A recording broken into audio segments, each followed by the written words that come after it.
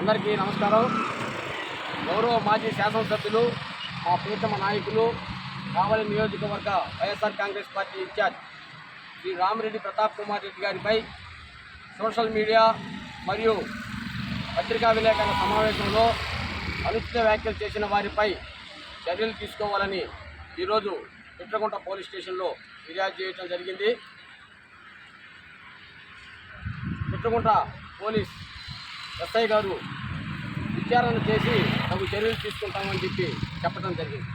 ఈ సందర్భంగా మేము చెప్పేది ఏంటంటే, రాజకీయాల్లో ఎవరు చేసిన మంచి పని వారు చెప్పుకోవటం లేదా సిద్ధాంతపరంగా విమర్శలు చేయడం సహజం.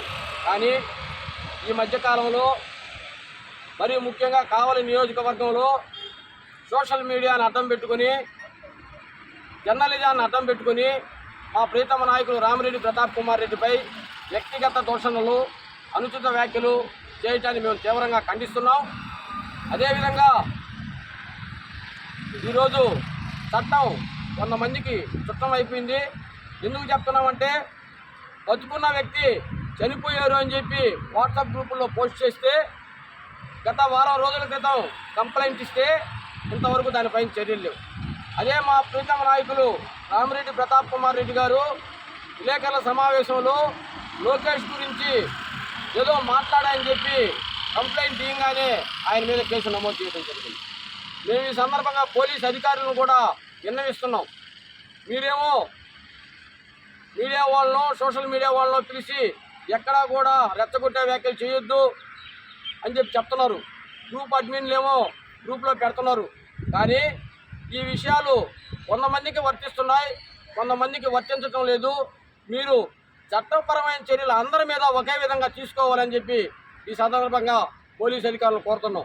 ఎందుకంటే ఇది కానీ మరీ ఎక్కువైతే అవతల వాళ్ళు కూడా అదే విధంగా పోస్టులు పెడితే ఇది లా అండ్ ఆర్డర్ ప్రాబ్లం ఏర్పడుద్ది. ఉత్తరోత్తర చాలా పరిణామాలు ఎదుర్కోవాల్సి వస్తుంది. కాబట్టి ఇప్పటికైనా పోలీసు ఉన్నతాధికారులు ఎవరైతే రెచ్చగొట్టే వ్యాఖ్యలు పెడుతున్నారో, ఎవరైతే వ్యక్తిగత దోషాలు చేస్తున్నారో, ఎవరైతే వ్యక్తి ప్రతిష్టను దిగజార్చే విధంగా పోస్టులు పెడతారో వాళ్ళ మీద కఠినమైన చర్యలు తీసుకోవాలి. ముందు ఇటువంటి జరగకుండా చేయాలని చెప్పి పోలీసు అధికారులు కోరుతున్నాం. అదేవిధంగా వీటిని ప్రోత్సహిస్తున్న ప్రజాప్రతినిధులు కూడా ముందు తీవ్ర పరిణామాలు ఎదుర్కోవాల్సి వస్తుందని చెప్పి హెచ్చరిస్తున్నాం.